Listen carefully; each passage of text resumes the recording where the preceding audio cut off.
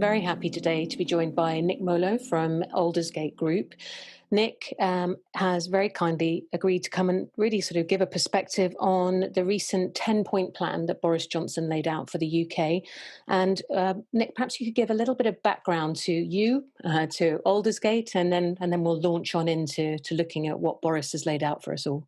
Yeah, well, of course, I'd be happy to do that. So I'm Nick Molho. I'm the executive director of the Aldersgate Group. Before I joined Aldersgate Group, I actually started my career as a environmental and energy lawyer for a commercial law firm called CMS in London, where I was working for a range of project developers, including in the renewable energy sector, to get some of the first renewable energy projects off the ground back in the early 2010s.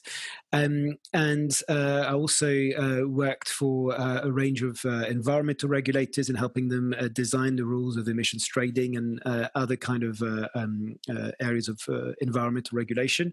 I moved to WWF after that as their head of climate and energy policy, which was really interesting because I got to really work on the other side of the fence, so to speak, and see things from an NGO perspective.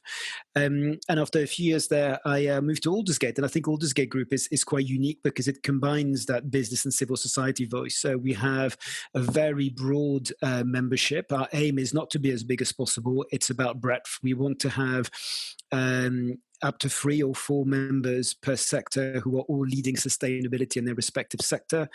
And we also have, so we have over 55 member organizations today. Most of them are businesses, but we have some great NGOs on board, some great academic institutions on board as well. And our focus is really on making the business case for ambitious environmental policy. How do you design climate policy? How do you design environmental policy in a way that helps us tackle some of the big environmental challenges that we face, but which also helps us address other social and economic priorities in terms of creating jobs in new supply chains, growing new supply chains, developing new areas of competitive advantage or exports, and really helping scale up the workforce in the process. And it's really about bringing together the environmental and economic dimension of this debate, which I love about our work at Aldersgate. And we really work across the piece from climate change and energy through to resource efficiency, natural capital, trade, green finance. And it's a really fascinating time to be doing this. And am I right? I think I'm right that I saw on the website, your focus as a group is UK, although you do have some international businesses that are in your membership as well. Yeah, we have lots of international businesses and international NGOs, actually, like WWF in the membership, and big international businesses such as Siemens, such as IKEA, such as Tesco, such as Cemex, Bank of America, and others. I would say about 75% of our work is UK, but we are still very focused on the EU policy development. We work a fair bit in Brussels around issues around economic recovery following COVID. But also over the last 5 years, we've done a lot with the European Commission around circular economy and provided quite a lot of business case studies to inform the circular economy package. And we've also been working with EU officials around their 2030 emission reduction targets and their strategy on sustainable finance. Despite Brexit, we think there's still a lot of value for both our members, but also I think the overall climate and environmental policy framework to work both on the UK and EU dimension, because there will remain areas which require good collaboration between both sides. Actually, on the environmental side, there's not a lot of divergence between what Europe is seeking to achieve and what the UK is certainly talking about, is there? Haven't seen. It's a very good question. I mean, I think what I find quite baffling at the moment, and we should say that we're recording this podcast when the ultimate Brexit negotiations are still ongoing, and they were supposed to finish a few days ago. They may be ongoing forever. I think they could be ongoing forever. So yes, indeed. So I think one of the big issues of contention is around alignment of regulation, including environmental regulations on the EU side and the UK side. And in many ways, I find that quite baffling because the UK is committed to net zero emissions by 2050. The EU has a climate neutrality goal by the same date. The UK has an environment bill which will commit it to delivering deep levels of nature restoration and environmental improvements over the next 25 years. The EU has a biodiversity strategy for 2030, which it's going to commit it to much the same thing. So actually both sides need to really ratchet up their emission reduction commitments, their individual regulations, their product standards. And in many ways, I don't think that should really be an area of contention in Brexit negotiations, because both sides are going to have to be ratcheting up what the standards and rules that they currently have. And it's in many ways, it's a shame that there is the Brexit negotiations in that regard have proved to be quite a big distraction from the fact that actually everyone needs to up their game when it comes to environmental regulations. Well, as you say, we are probably days away from either a final "it's going nowhere" or a deal being struck. So until we see what happens, who knows what lies ahead? But let's come back into an area of a little bit more comfort, which is at least what here in the UK the government has laid out as their 10-point plan.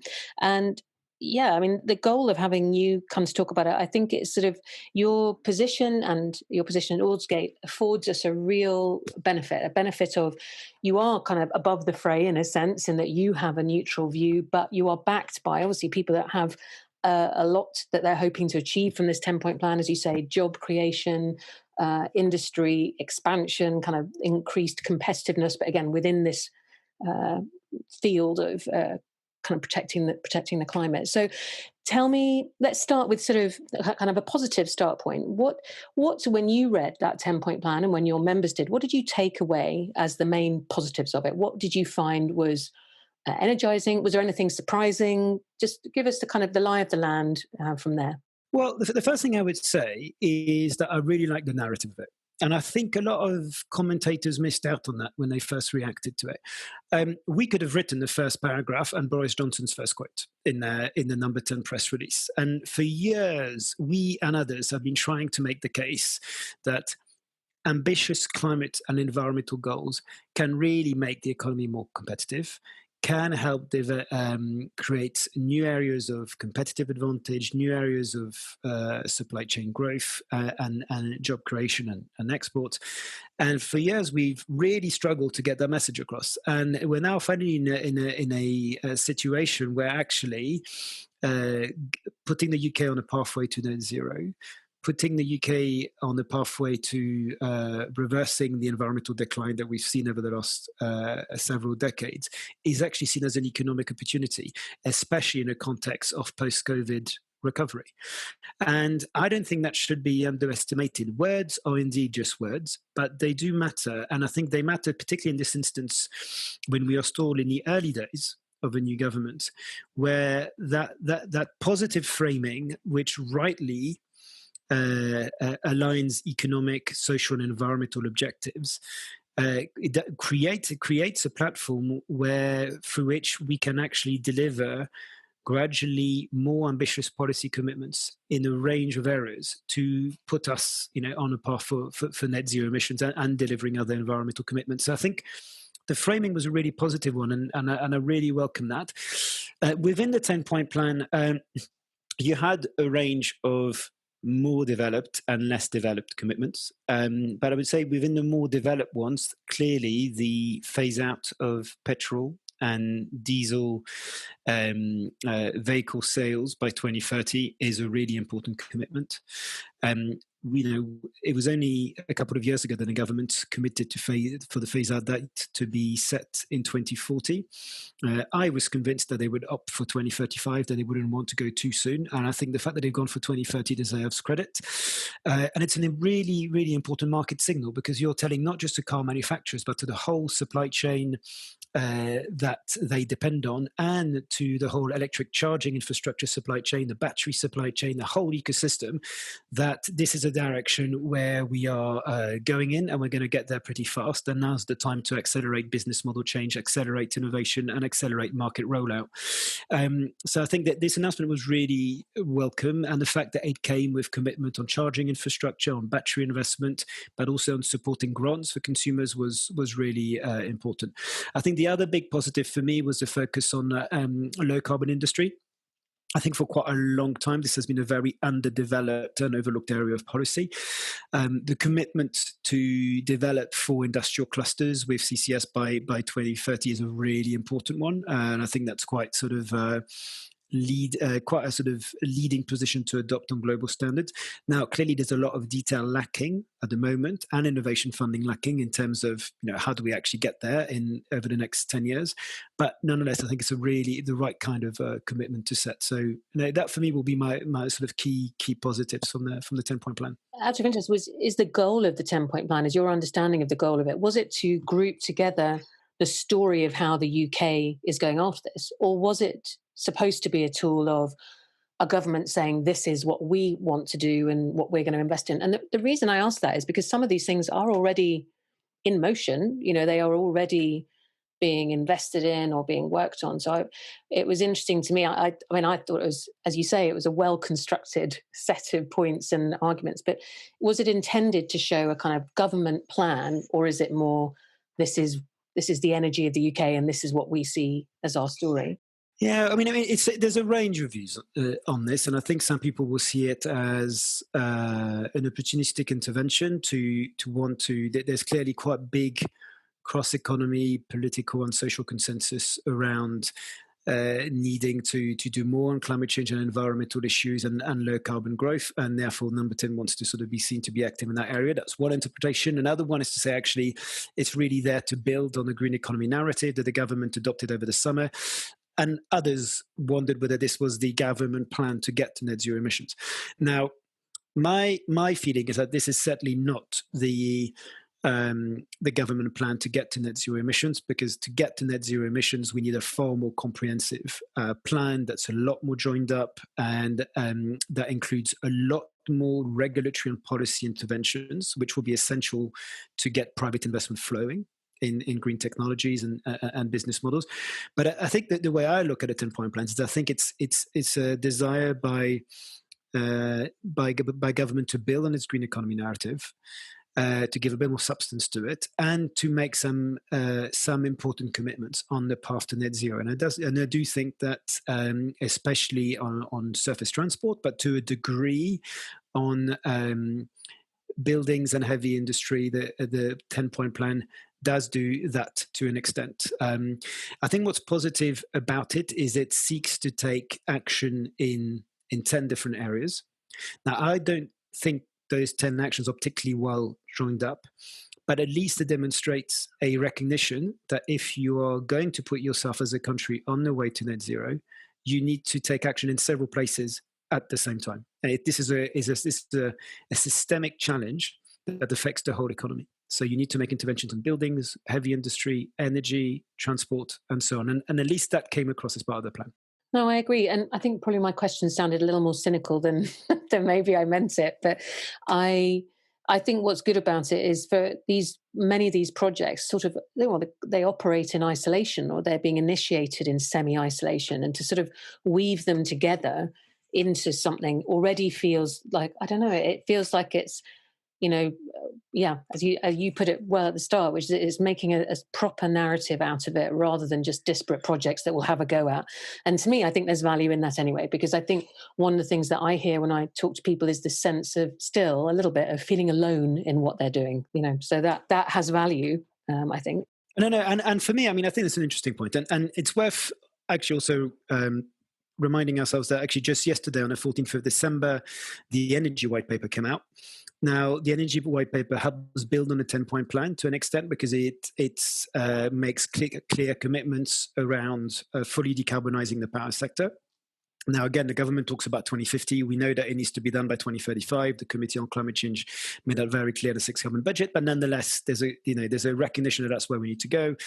There's government announced its commitment to setting up a UK emissions trading scheme aligned with net zero emissions, albeit they're going to consult on that next year. So they have already started sort of deepening that narrative and announcing, building on their policy commitments. I think what was positive about the Energy White Paper, especially in terms of how it relates to the 10-point plan, is that was very explicit in the way the government set out its plans, that there is a clear recognition that energy sector decarbonisation is vital for what we're trying to do in heating, or we're trying to do on transport, and what we're trying to do in heavy industry, all of which will rely to a degree on electrification, or will need significant amounts of renewables to produce green hydrogen. So I think that joined upness is really welcome. Normally, energy white papers just read like energy documents, just talking about different bits of the energy sector and consumer bills. This came across much more as a low carbon industrial vision for the UK, and that's exactly what I think an energy white paper should be. So in that sense, that was positive. But again, many important specifics needed in 2021 and beyond to be on a credible pathway to net zero. Well, let's maybe sort of pick out a couple of the gaps then. So, those are partly maybe the lack of specifics, which maybe at this point we wouldn't have expected, but we're going to need soon. But what did you feel was missing, if anything, or what were you hoping for that wasn't there? Was there anything that stood out as being a thundering gap in it for you? The first thing I would flag is the importance of taking a more systemic approach, and that's always much harder for government and policymakers, because it's not about making a flagship announcement. It's about making sure everything actually works together. And it's probably sometimes a bit harder to sell to the public, but it's tremendously important. It's become increasingly apparent from talking to our cross-economy membership at the Aldersgate Group that actions in one area really have an impact on others. So to give a concrete example, the decisions we will make on transport and on heating, and in particular the relative role of electricity versus hydrogen, will have profound impacts on the amount of low carbon power, and in particular renewable energy and offshore wind that we will need. It will have a profound impact on the investments we need to make in terms of grid reinforcements, in terms of storage, in terms of interconnection, flexibility services.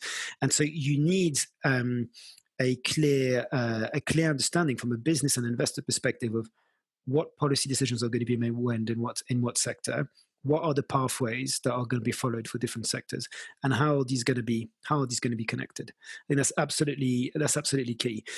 Now, in terms of actual policy gaps, I think what the 10-point plan did well on surface transport by introducing a very clear phase-out date for the sale of petrol and diesel vehicles by 2030, and some incentives to go with it. It now needs to replicate this for other parts of the economy. I think the most urgent area of intervention for me is buildings. We still do not have robust regulatory standards that mandate that new buildings or existing buildings should operate at very high levels of energy efficiency and should have to comply with very tight limits on carbon emissions. And that's really a big policy gap, and one that's been going on for decades, and that's where arguments in favor of policy intervention have been going on for decades. And I think really a stick and carrot approach in those sorts of sectors where we have clear regulations such as the future home standards for new builds, but also clear regulations for existing homes, combined with fiscal incentives that will make it more attractive for homeowners to invest in energy efficiency and potentially low carbon heat measures is going to be absolutely critical if we're going to cut emissions from our 28 million homes. But another interesting area will be heavy industry. At the moment, the focus on heavy industry rightly is on innovation. And again, in a 10-point plan, there were commitments around innovation for carbon capture and storage, innovation to support 5 gigawatt of hydrogen production by 2030. That's all great, but I think we need to start thinking about, well, beyond innovating on first-of-a-kind CCUS projects and hydrogen production, how do we create a long-term market for ultra-low carbon industrial products? And I think there we need to look at policy tools such as embedded carbon product standards, which could bring down over time the level of embodied carbon in steel, in cement, and aluminium. We need to be looking at potential contract for differences to reward the production of green hydrogen, We might want to be looking at a change in public procurement rule, especially for big infrastructure projects, to incentivize the supply of low carbon building materials. And we think we also need to consider incentives for storing carbon emissions. So there's a range of long-term market signals that we need to think about in order to really unleash private investment in all these areas. Because without private investment flowing in those areas at the requisite pace and scale, we're not going to make a timely or economically sustainable transition to net zero.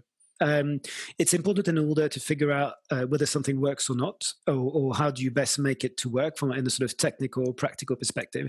But it's also important in order to then understand what kind of regulatory framework or incentives and policies will be best able to stimulate their take-up further down the line. And it's very hard to answer these questions without, first of all, learning by doing.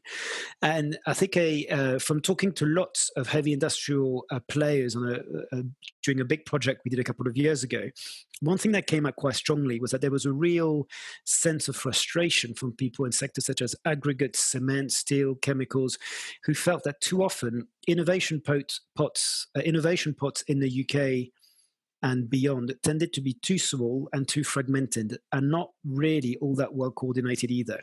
And a lot of people put that down to a fear of failure.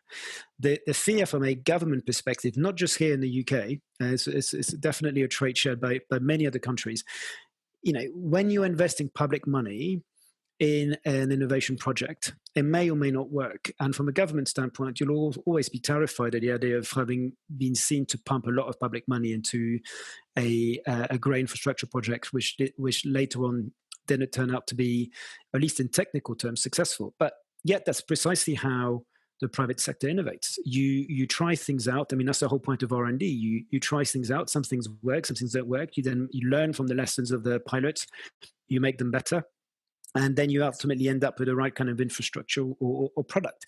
And ultimately, if we are to be successful at decarbonizing some of those harder to abate sectors, we need to learn by doing. We need to support very high scale trials of technologies and involving CCS, involving hydrogen, in order to understand how best to make them work. And some things will work, some things won't work, but we will learn from it and understand how best to apply those technologies and new business models. And importantly, how best to design good policy to incentivize these in the long term. So I do think the government mindset is changing on that.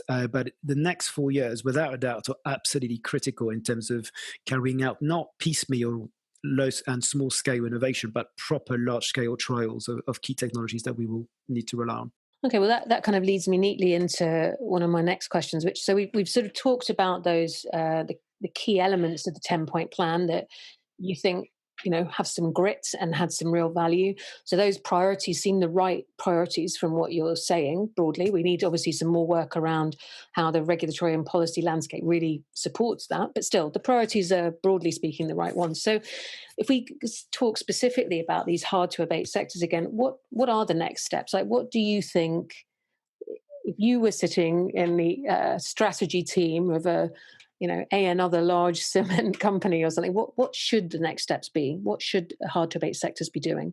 Well, I think that the first one is really developing at a company level, developing your own strategy in terms of where you want to take your company in its contribution to net zero.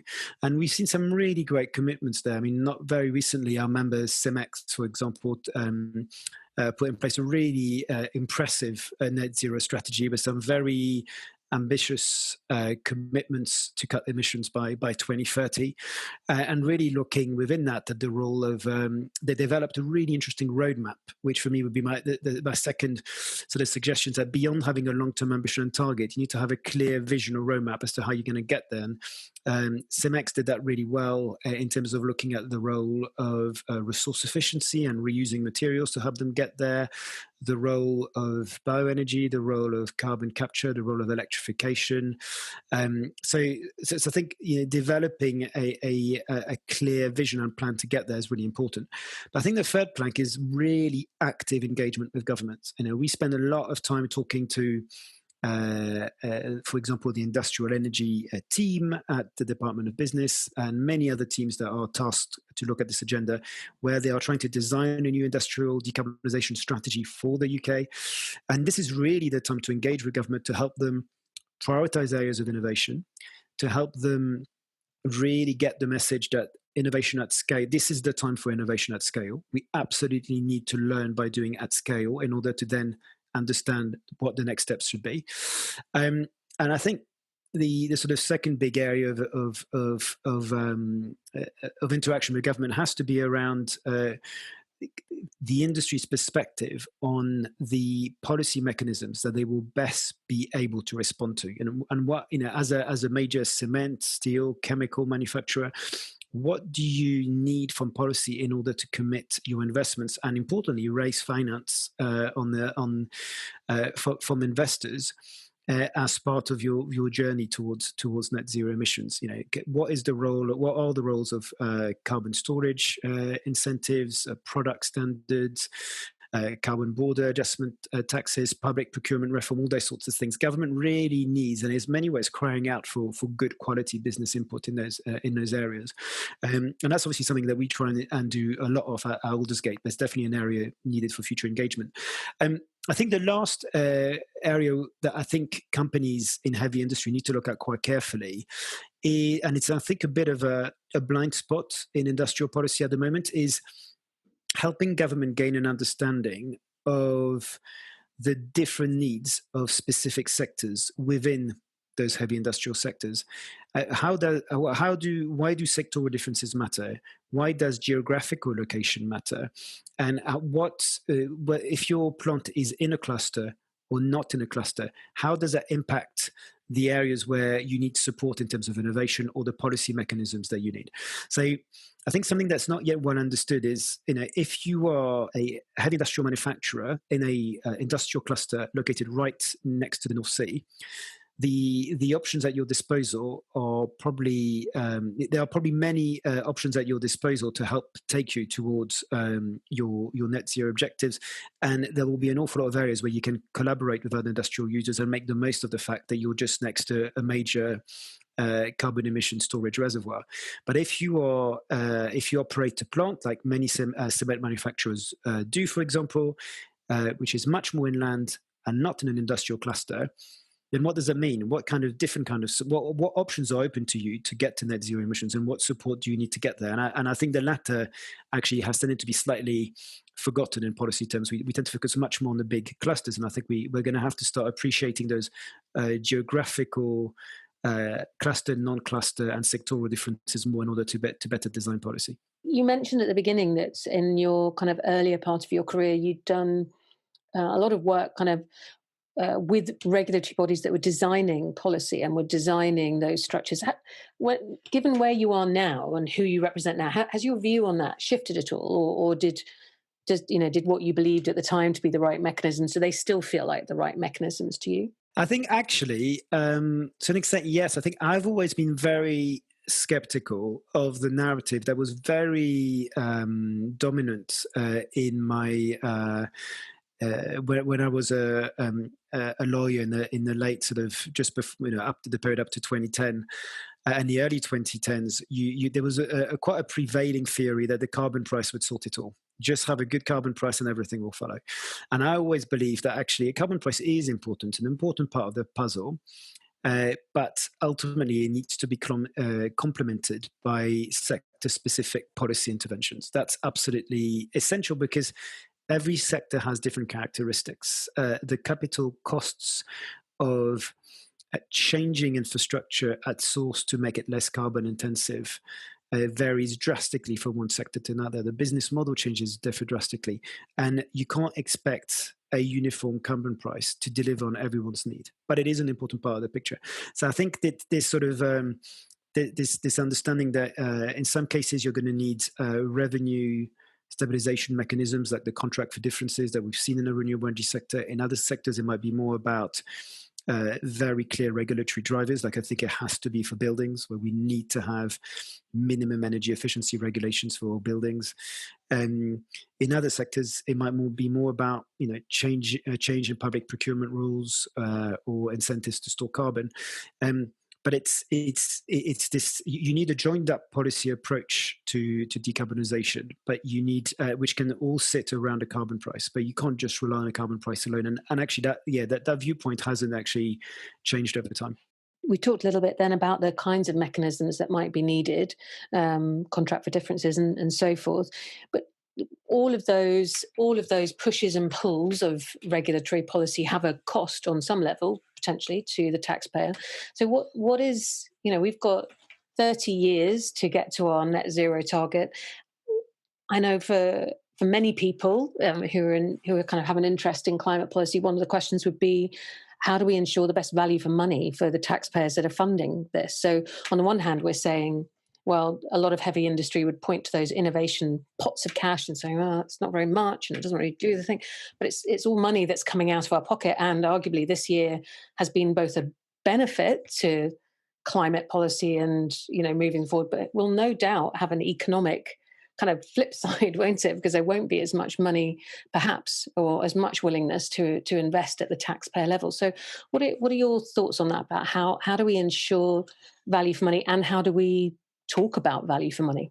Well, I mean, the first thing I'd say is I don't think I'd see 2020 as being particularly beneficial for the climate, because actually, if anything, it stalled quite a lot of policy development. So the very near-term drop in emissions, that is not really going to make much of a difference to the climate. But in terms of value for money, I think you need to look at it from two perspectives. One of them is around, how do you design policy to make the transition to net zero emissions at the lowest possible cost? And that's the first aspect. But the second one is, how do you design policy, and how do you make targeted public spending which will help maximize on job creation, export opportunities for the country as well, because it both provide a return on investment.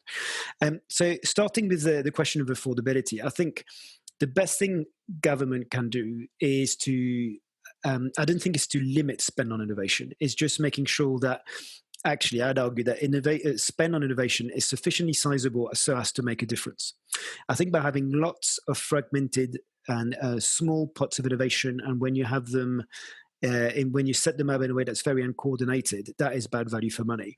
But we know some of the key technologies or business models we need to crack around hydrogen production, carbon capture and storage, hydrogen fuel cells, next generation offshore wind, next generation batteries.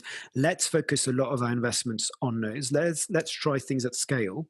And then critically, let's learn the lessons from them, so that we then design policy in a way that will de-risk investment in all those technologies, and therefore cut the cost of finance, and therefore cut the overall cost of investing in those technologies in the long run, which will allow us to meet our emission reduction objectives in as low cost a way as possible. But I think policy clarity and certainty informed by real life innovation is the best thing we can do for the consumer and the citizen, and do a good use of public money.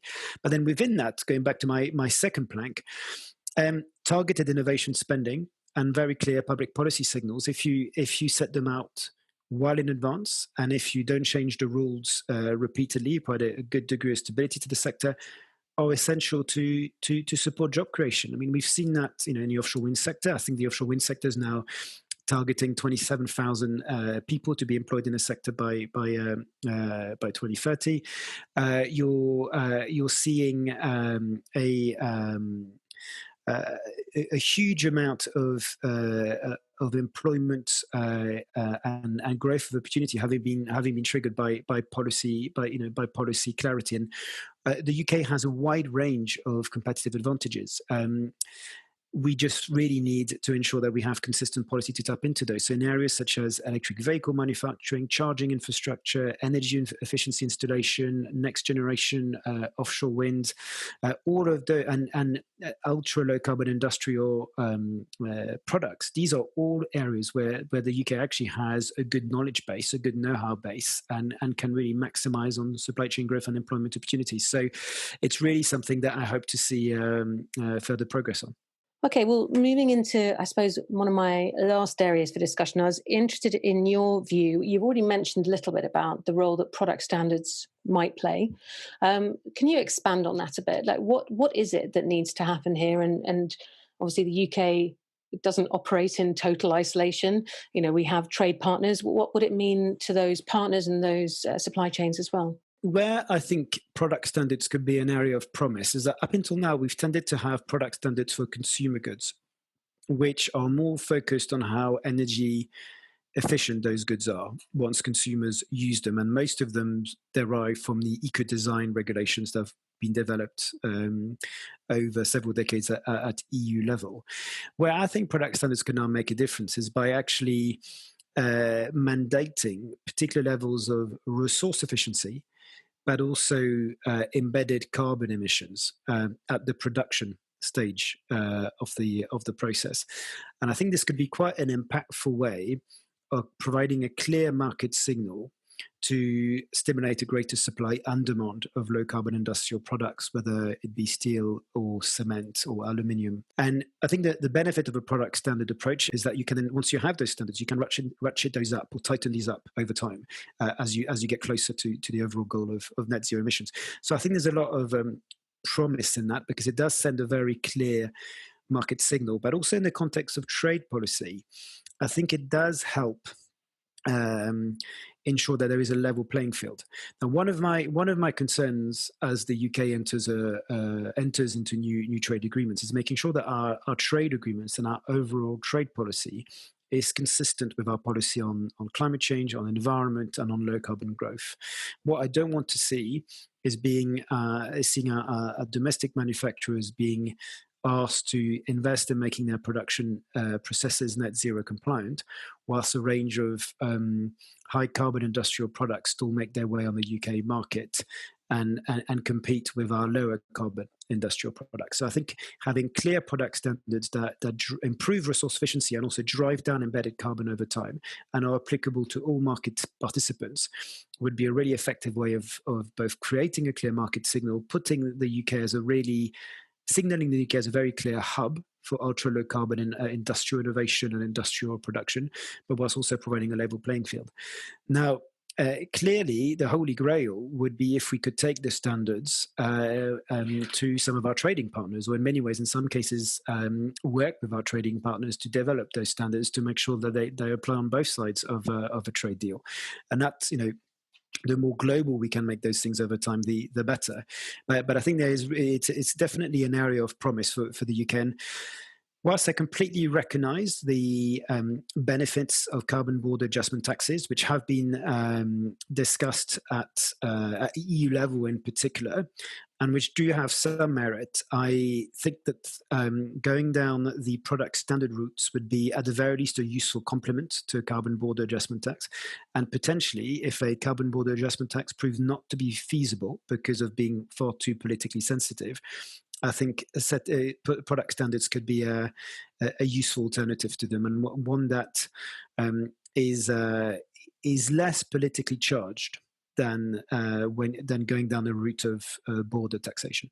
Thank you, Nick. I think it's really useful to have that combined background of yours, like the lawyer's attention to precision and so forth, but also your work with corporates really showing, as you've said, we need something that has a sort of system-wide view, not such piecemeal activity going on in the UK or anywhere. So it's been really useful to hear your perspective on that.